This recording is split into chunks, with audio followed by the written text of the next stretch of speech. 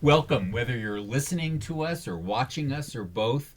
We're glad to have you. I'm Marty Kaplan, and I'm speaking to you from the Annenberg School for Communication and Journalism at the University of Southern California. I'm the director of the Norman Lear Center, and I'm delighted to say that our guest today is Professor Sherry Turkle from MIT. Thanks for coming, Sherry. So happy to be here.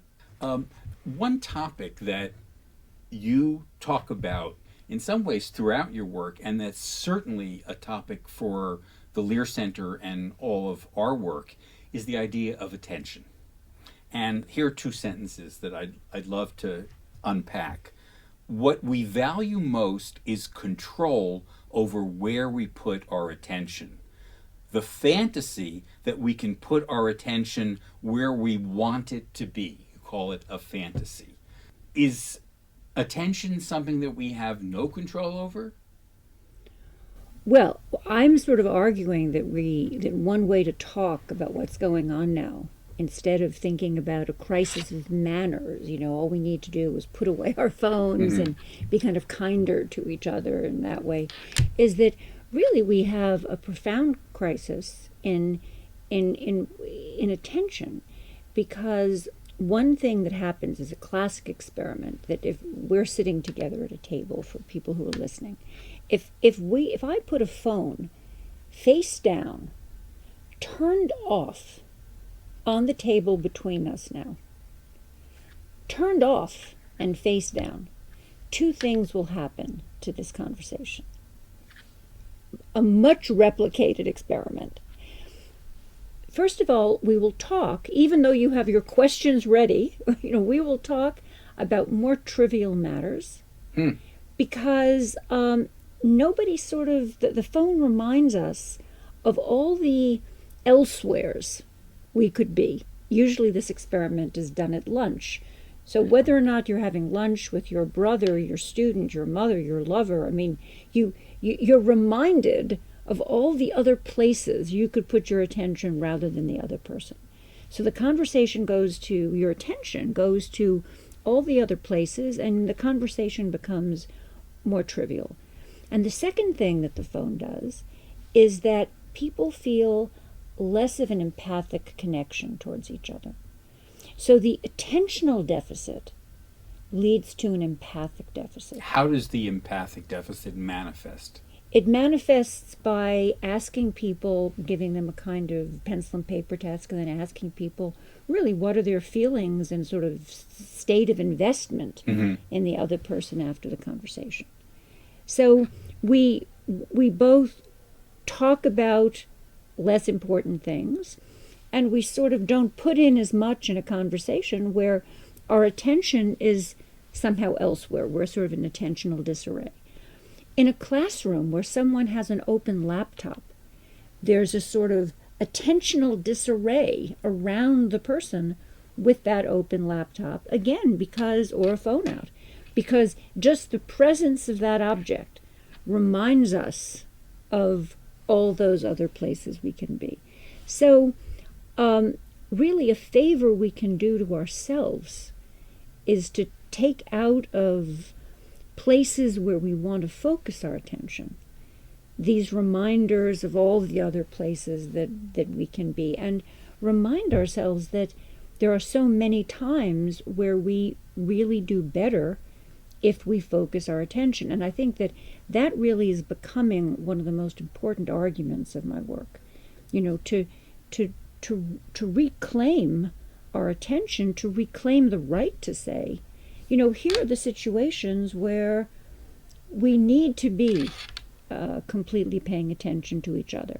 When I'm with my child, when I'm having dinner with someone, when I'm in certain kinds of conversations, when I'm focusing on a thought, I want to have it all. So I would argue that this is an attention economy in which efforts to hijack and monetize our attention are at the core of the modern experience.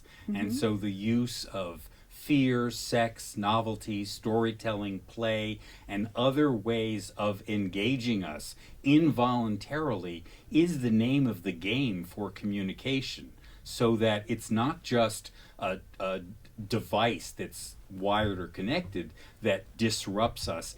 Everything is designed to disrupt us and get us to pay attention, so that the effort to clear these zones for intimacy are impeded not just by our devices but by everything. And I would agree.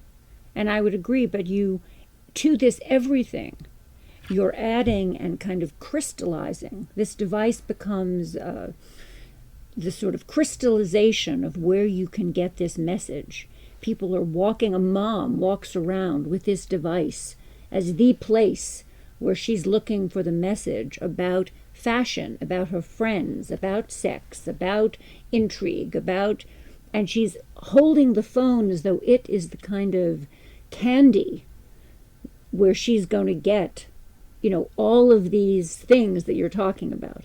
And I'm saying, when you're with your child and you need, since I'm interviewing the children who feel they can't get their mother's attention, I'm saying, Mom, for 15 minutes, put away the phone. Don't go to the playground for 2 hours and have your child have an experience where they feel as though they can't get 15 minutes of you. Go, leave the phone at home. Go for a predictable half hour with your child, that your child knows you're there for him. So candy takes me to the thought of sugar addiction and nose candy, drugs generally. Yeah. And I was interested to see that you don't think that addiction is the right frame or metaphor to talk about this. Why is that? I really, because I think that once you're talking about addiction, you're into a kind of, I can't help it, we can't help it, it's too late, we're not. Whereas in fact, in my research, I found that people, in fact, can do quite a bit to reverse their behavior with a phone. It turns out that in only 5 days at a sleepaway camp where they don't have devices and where instead not rehab in Malibu, nothing fancy, where the treatment is bunk chat and fireside chat, and kids who come in really looking quite I don't want to say on the spectrum, but really having difficulties talking and with empathy and being able to take the place of other children in telling stories, really do kind of pick up on those skills.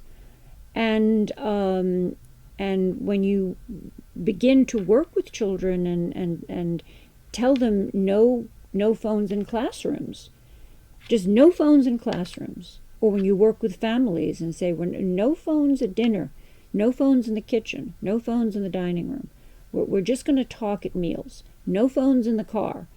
After the bad time, in fact, there's a sort of relief, and people can do that, without going through a detox. And conversation does kind of come back, and we are built to be empathic creatures. We are built to enjoy each other's company. So I think that it is not that I don't see the analogies to addiction and everything that's going on here, and the people who are writing about this with words like irresistible and pointing out the ways in which the people who are designing this technology are designing it according to the playbook of an addictive gambling casino. I know that research, I understand all of that. But in terms of what to do next, I think it's a metaphor that's holding us back, because it's kind of frightens people, and you really can do the 5 simple things in your family and your life before you have to think of digital detox. So it's really my wanting to move away from that metaphor is strategic, it's political, and it's psychological, because as a psychologist, I think most people aren't there yet. They're using this detox thing as an excuse not to just put their phone away at lunch. So what you've just said fits with a sentence and a theme that struck me. Every technology demands that we actually confront our human values. Yes. And I had an interesting time reading across the years in your work, from your earliest stuff, and it strikes me, tell me if this has any relationship to reality, that there's a kind of arc toward an increasingly moral voice, a voice that wants the world to be in a certain way, and that you use your work in order to advocate for an empathic world, for example. Yes, but I think there are two things going on. Is that I think that as you get older, and I think there's a natural, for some people, there's a natural progression to feel more confident about their empirical work. The lack of empathy that I see, the difficulties in communication, when I see children who are growing up really in a world where communication is stifled by a technology that doesn't encourage them to look at each other, it has emboldened me.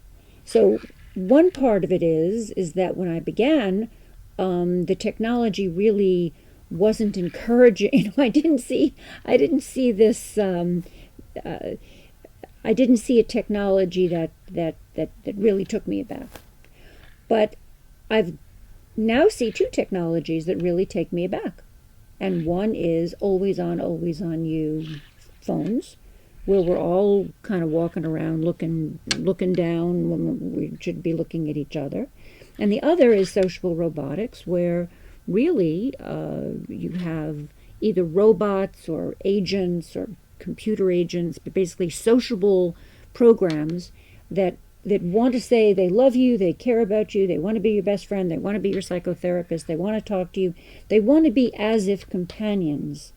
And the reason I'm so concerned about that is that my many years of studying people and computers have taught me that we are very cheap dates, and we are willing to take as if companionship as good enough. And that says nothing about computers. That says something about us. That people are very vulnerable, and when offered a reasonable simulation of something that will chat with you, be with you, talk to you, offer some advice, people will go with it. And I think that has turned out, as I've watched that unfold, not just in science fiction, but in real life. And of course, the experiments have started with the very young, with children, and with the elderly. I really have been very unhappy about the moral implications of that. But you're an academic, you're a professor Yes. at MIT, and traditionally someone who's done field work Yes. waits to the end. End of what? Life? Of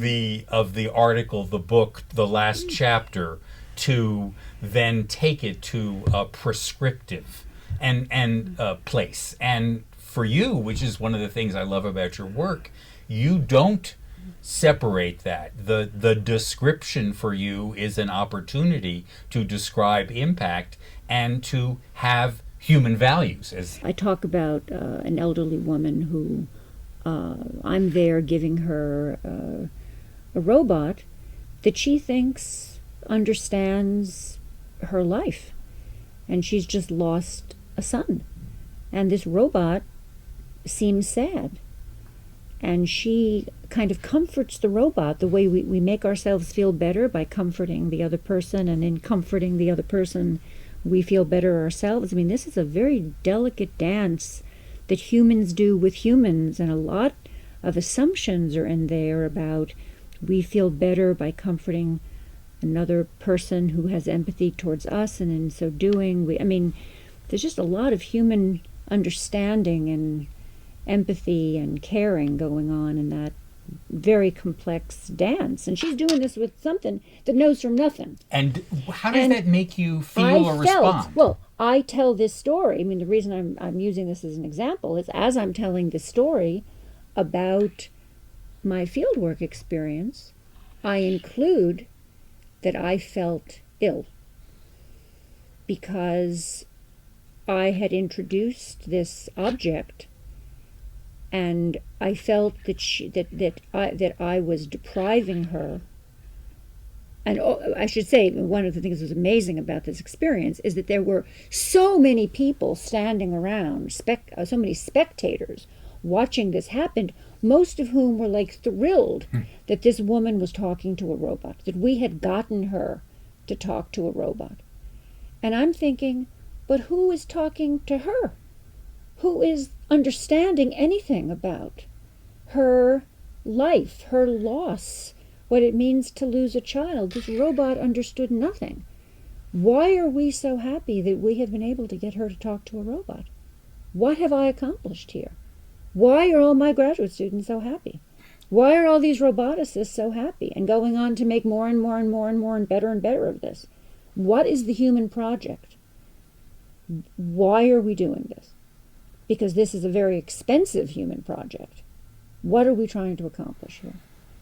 Because this is not a small little offshoot. I mean, you know, if it's not just robots, it's in all kinds of programs, and programs that will understand you and that you'll talk to, whether it's, you know, Alexa and her many kinds. I mean, we're going to be talking and having, you know, real conversations with so many of the objects in our lives. Why are we doing that?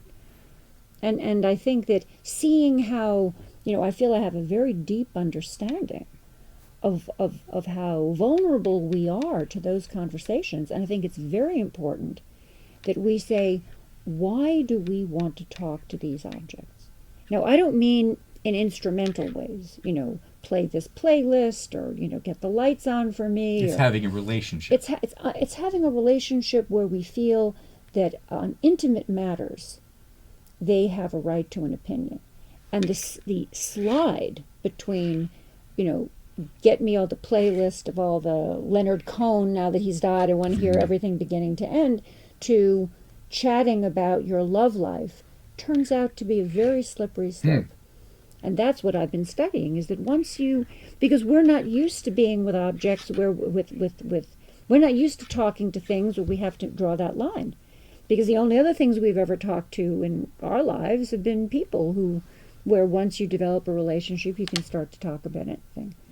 So I think it's very important, because we are so vulnerable, that we get very clear about what do we want to talk to these objects about, because we're going to be finding ourselves talking to them about very intimate things and being okay with that. Are we okay with that? And then for children, lots of interviews with parents who really think it's better for their children to talk to robots. On the question of, do I have a problem sharing, as I tell the story, my reaction, to me in that instance, my reaction is part of the fieldwork. The reason I'm doing this piece of fieldwork is both to show our vulnerability and also to make the point, why are we doing this research? So you say something provocative. A lot of it's provocative. Here's one piece. We have embarked on a giant experiment in which our children are the human subjects. Yes. Unknowingly. Well, I'm trying to make it knowingly. I mean, I see a big part of my job is to say, people, you give a doll that is recording your child's conversations and putting those conversations in the hands of Mattel. That's an experiment in privacy, in, that's a, and then why, and also it's an experiment in what a child thinks is appropriate to talk to a doll about. Why, what a child thinks a doll understands. If a doll says, I see that you're sad, talk to me, a child thinks a doll might know something about sadness. That's a reasonable expectation. Now, that doll knows nothing about sadness. It knows how to simulate knowing about sadness. And it turns out that's good enough for us in terms of what will get us to keep on in the conversation. My research shows that over and over and over again, as does many other people's research. It's kind of like a Turing test. You don't have to be really intelligent. You just have to behave as though you're intelligent, and you pass the test for intelligence. So I say we're at the robotic moment, not because we've invented robots that really, we should be talking to about emotional matters, but because we're willing to talk to robots about emotional matters, even though they don't deserve that kind of conversation. When a child talks to a robot about their emotional life, the parents sometimes are happy because they feel the child can vent and will have no inhibitions about venting, and that'll be fantastic for the child. When they're with people, they'll feel inhibited, that they'll feel, some kind of break on what they're saying. But what they're not thinking about, and where I'm trying to, to kind of say, people, my favorite line in my work is technology makes us forget what we know about life. Mm-hmm. What we know about life is that a child saying something angry to an adult, to a parent, and seeing that the parent doesn't fall apart is the most important developmental experience of childhood. That's what allows a child to grow and develop, that the parent doesn't fall apart. So if you say something angry to a robot and the robot falls apart, you cheat the child out of having really the moment with the parent that's going to lay the bedrock, that's the bedrock for a successful relationship with the parent. So nothing really good is happening in that relationship with the robot. The child is venting, but nothing important developmentally is happening to that kid. So, I'm saying, people, let's think about what really matters in human relationships, and let's really talk about if what we want is children just venting to robots. Is that really what is that applying what we know about our human values? Or is that just we somehow want some kind of easy way out? We want children talking, venting.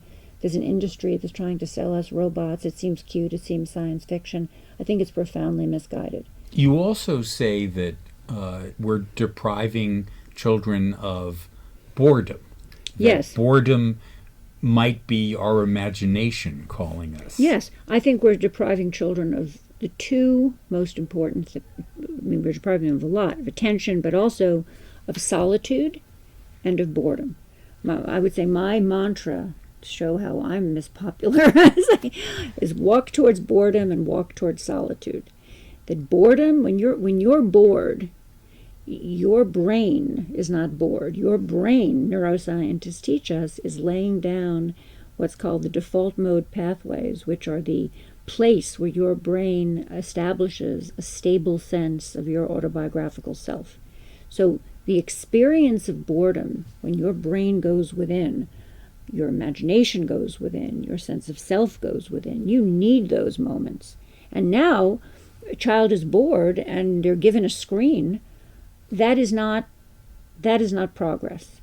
And there are there are potty trainers that have a slot for an iPhone, and baby bouncers that have a slot for an iPhone. These to me, there's no reason to take a neutral position in my writing when I come to talking about this. And solitude is a very important part. A plea for solitude and for returning to solitude and reclaiming solitude is a very important part of my work. I feel very passionate about that, because for me, reclaiming solitude is on the pathway towards reclaiming conversation. And maybe this is the part of my work that people understand the least, because people are always saying to me, okay, I understand Sherry Turkle wants me to put away my phone when I'm with other people. Okay, I don't like it, but I get it. But why does she care if I have my phone out when I'm alone? What's that her business, kind of? But I do care. I'm not much of a busybody.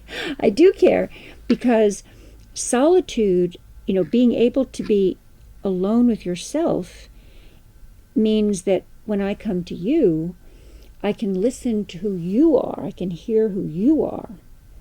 And I don't have to impose who I am. I can really hear you and not just project who I am to support my fragile sense of self. So reclaiming solitude is on the pathway towards being able to have a mutual relationship with someone. So you're a parent. Yes. And was this something you knew instinctively, or did you come to it later? Was there conflict involved in imposing solitude or boredom? Well, I was very fortunate that my daughter was a great reader. And I think solitary reading, where you can put down the book and look away and take things at your own pace and close the book and look away, I think is very important. And we also have a house at the beach and took long walks looking for hermit crabs and building, sand castles to trap the hermit crabs and give them decent housing, and that kind of solitude of the beach and the long hours with hermit crabs and beaches and sand and water. And I think these are the kinds of experiences, I think, when children are growing up that we just have to make sure that were very precious to me and that I wanted her to have. And when I still have that house and I look out and I see parents and kids walking those beaches with phones, I do get upset. I mean, I'm not anti-technology. I'm pro-conversation. So I came here from the East Coast. I'm here visiting the West Coast. I had my tickets on my phone. I had all kinds of things on my phone. I got here, I didn't have a piece of paper. I just waved my phone at people at various places and got on planes and got out. Did you have dark glasses and hats so no one could recognize you? I'm just saying I'm the kind of person who would lose my ticket on a regular basis wherever I went, and I love all this app phone waving. I mean, I'm very pro technology when it works and it's fantastic, and I just want to sort of say that I love to write on my computer. I love that I'm not losing all the little scraps of insights and little bits of chapters. I mean, I'm very pro technology, but so it's not an anti-technology position. It's a pro-conversation position, that we just have to say to ourselves, is this technology offering us a place to have the conversations, the necessary conversations we need to have with the people who matter to us? Politically, is this technology encouraging the conversations that we need to have? And I'm so good with this. Bring it on, or mold it, shape it so that it does. Technologies are not, made in stone. You tell this anecdote that I love, demonstrating that you are not a Luddite, about a book tour you were going to take and what happened as you were nervous stepping up to the podium. As my daughter texts me just before I was about to give a very big talk, and she says, "Mommy, you will rock this." And it was like it was a surprise. It was amazing. It was like getting a kiss. It was like, it was just the person whose opinion mattered most. And it was a text. Yes. Yeah, it was a text on my phone. And it had... And she knew I would have it because she knew I would have the phone because I had my text on the phone, and she knew I was practicing and memorizing by looking at the phone. So she knew I'd be in the green room with the with my little phone. And it also was so intimate, because I think that what a text does, and I think that's what we have to have such respect for what this text is. It's, it has that feeling of the person just did this. Their fingers just touched the keys, and it's to you. It has a tremendous intimacy and warmth. This is not a cold, I think this is its power. It's immediate, and it has this intimacy because she just did it. She just, really, it has the feeling of watching her thinking, and obviously, and here's the brilliance of the technology. You see those little dots. You're fantasizing them thinking it. So, that's very, very heady stuff. Now, I'm not there to take these wonderful. I'm not there to take these wonderful experiences away from me and you and everybody else. I'm there to say, look, please, can we not do this while I'm teaching my class? That's all. Mm-hmm. Could we just understand that if you're doing this while I'm trying to teach my class, my class, which I think is a wonderful class, and a wonderful conversation, cannot possibly compete with your texting your friends and catching up on your social media feed. It wasn't designed to. It was designed to be a different kind of conversation. And I want you to have this conversation with me. Actually, if we were both texting now, we couldn't have this conversation. Well, I couldn't. I would just be... Not even on Skype, I don't think. No, it's just a certain kind... And that's what I'm trying to get people to focus on, is that certain kinds of conversations just require full attention. And that doesn't make them bad or good, or it just means that they're part of the human repertoire. And we need to respect them because we need to get different kinds of things done. And if you want to raise a child, to get back to the things I feel passionate about, if you want to raise a child who knows how to make eye contact, who knows how to empathize with the deep feelings of another person, and get in sort of deeply with them about their feelings, you better raise a child who's had some conversations over the dinner table. Full attention.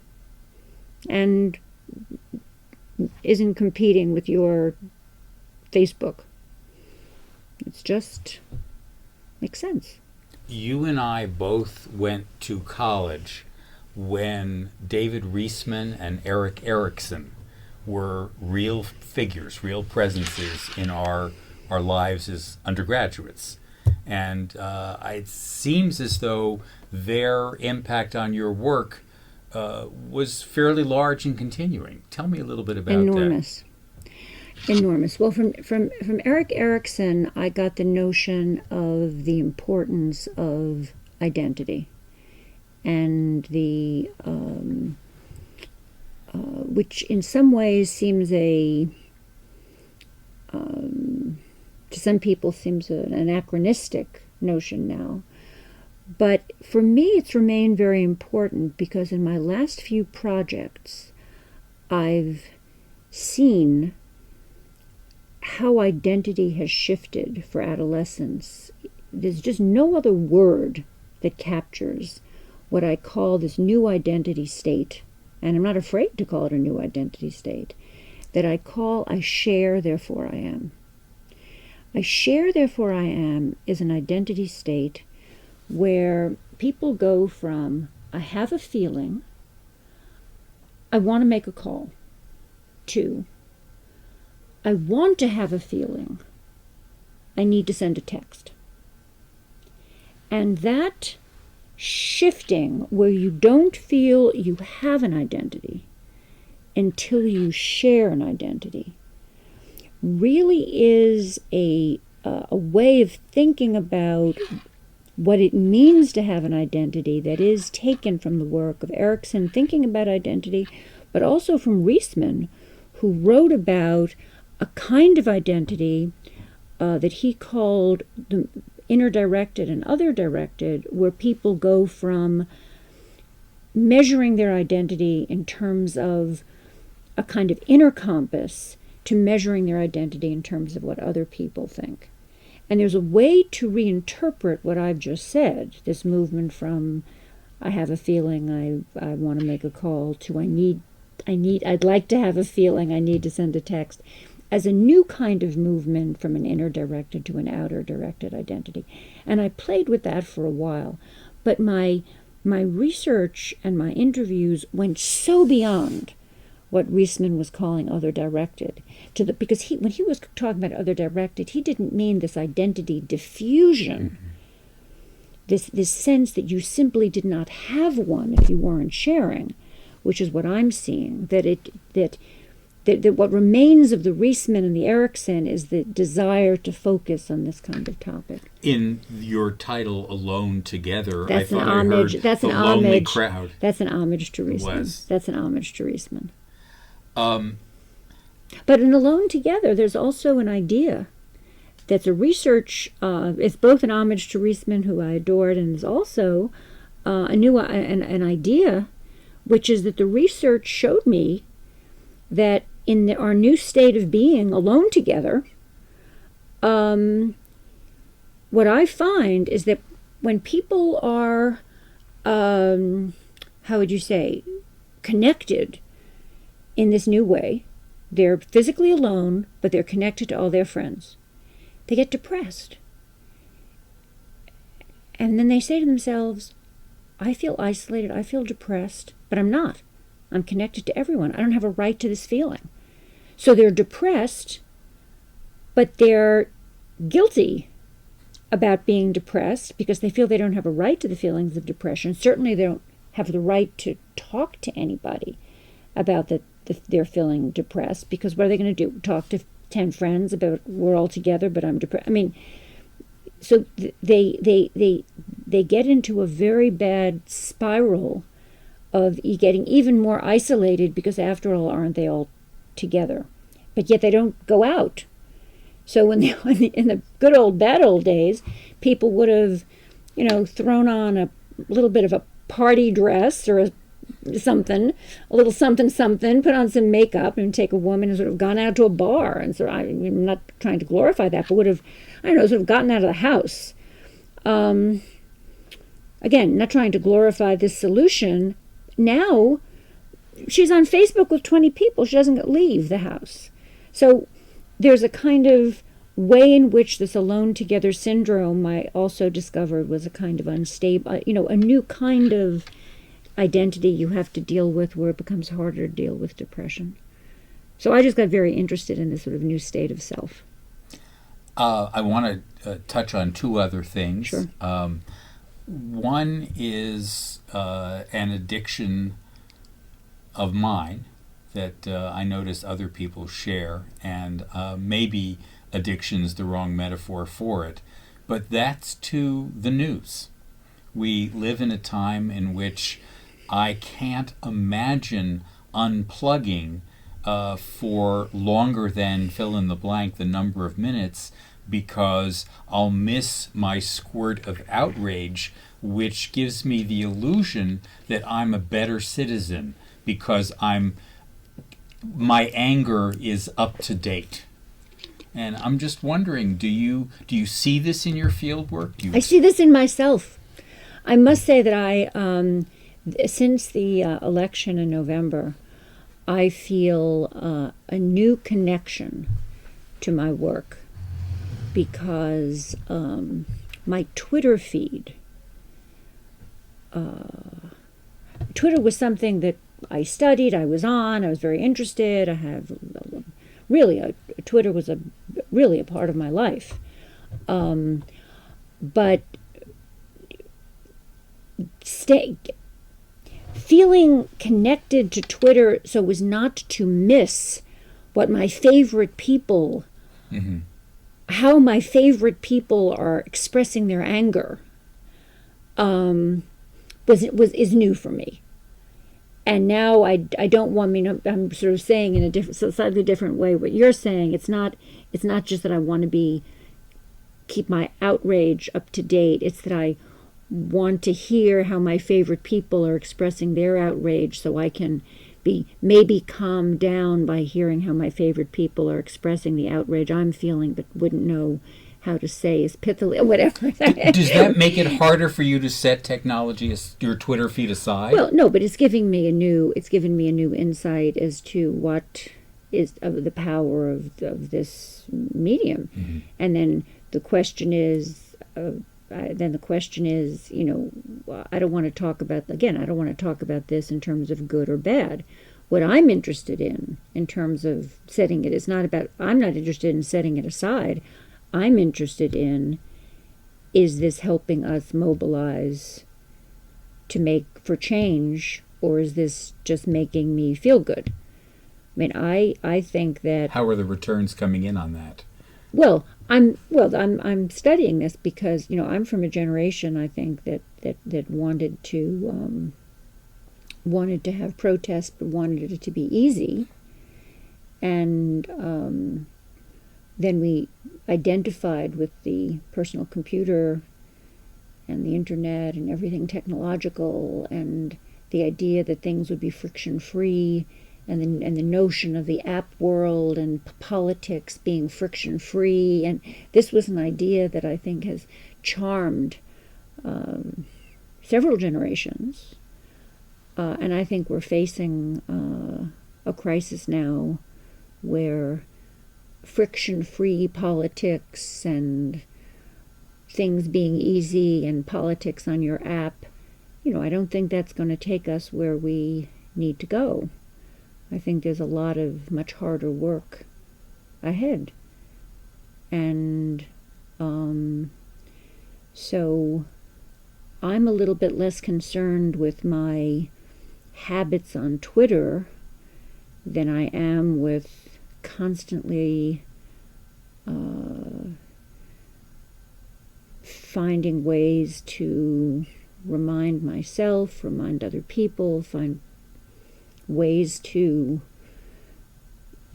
keep everybody focused on it's not in this app that the change is going to come. Chomsky talks about the illusion of participation, the Yes. manufacture of that. Yes.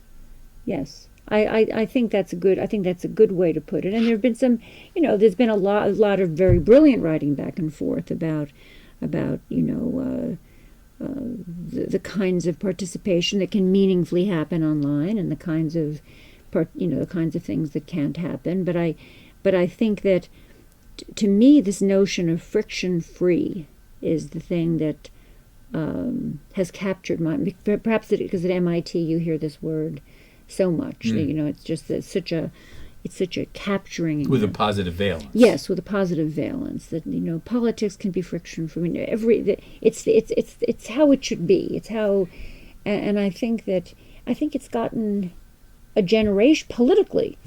I think it's gotten a generation who had great intentions and good values into trouble, because some things could be done that way, and then other things really could not be done.